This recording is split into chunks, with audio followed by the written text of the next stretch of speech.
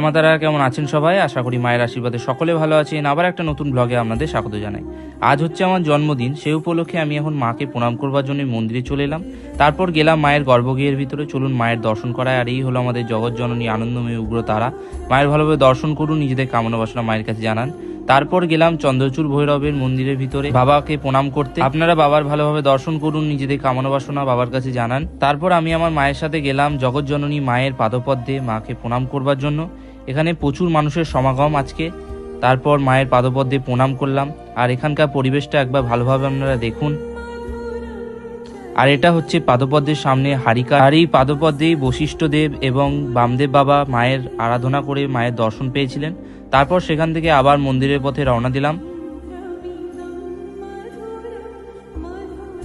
তারপর চলে এলাম মন্দিরের মেন গেটে এবং মেন গেট দিয়ে আবার মন্দিরের মধ্যে প্রবেশ করলাম। আজকে মন্দিরে প্রচুর